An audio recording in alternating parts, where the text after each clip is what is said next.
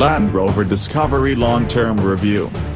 Does the Land Rover Discovery, a vehicle designed to put in the hard yards, cut it as an executive company car?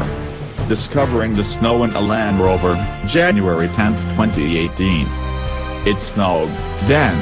You'll know that from the fact that it was white outside, and, if you live in a home county, that the bits that weren't white were suddenly about 40% Land Rover.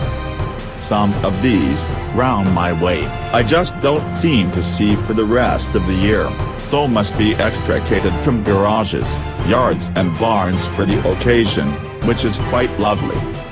Most classics get wrapped up in the winter and only come out when it's dry in the summer. Life as an old landy, though, seems often to be the opposite. Still, it was the perfect opportunity, too, to assess the Discovery in one of its preferred habitats. All of Land Rover's standard fit tires are mud and snow rated, even the 245/40R21 Pirelli Scorpions on this luxury spec HSE- and the Discovery 5 has, like Land Rovers of late, terrain response control. You can leave this little knob on the transmission tunnel in auto, or you can stick it through to different modes, one of which is grass/gravel/snow, GGS, and it adjusts electronic governor to do you a favor. It wouldn't have needed anything more than auto to gain sufficient traction, but I suspect that GGS mode better calibrates the ABS, in particular, to improve the stopping distance. I tried it back-to-back on an icy, snowy bit of road in auto and GGS modes, and GGS stopped me quicker. They weren't perfect test conditions, but I think it was reflected in GGS. It seems that ABS is less reluctant to kick in, because when there's a build-up of snow or gravel, or mud on wet grass, perhaps, in front of a locked wheel, it can stop you better than a rolling wheel trying to skip across the top.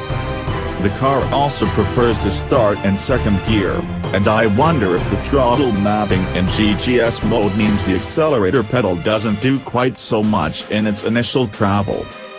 While I was out in it, a neighbor said that her kids had had some friends over the night before, but she now couldn't drop them home because her car was stuck. As at my gaff, the power was off, so would I mind dropping them back home to the next village? Of course, says I, but even if you have the most capable car in the world, and there's an argument that I did, on a major road you're still at the mercy of a two-wheel drive Nissan Juke on 19s failing to get up the nearest hill. Which is why it's worth having a truly capable off-roader. Then you take the tiniest roads and carve your own path. No surprise, then, that 6 inches of overnight snow was no particular obstacle to a car that spent rather more of its development life than the industry average in Sweden, in winter. Ergo, it defrosts amazingly quickly, and, in HSE luxury spec, you get heated seats, windscreen and steering wheel as standard, as well you might at £64,000. And call me a princess, but I do like a heated steering wheel. The Discovery was serviced not long before it arrived at Autocar Towers, when it had 10,000 miles on the clock, but despite a lengthy service interval, just 5,000 miles later it started saying it would soon want another, which is odd. Land Rovers bought and say it might just be a diesel particulate filter, so I booked it in at Milton Keynes, my nearest dealer. There'll be 2 service updates at the same time, those things that they cover when they don't need to do a recall but do need to change something, one for the tow bar, and one for something else. Yeah.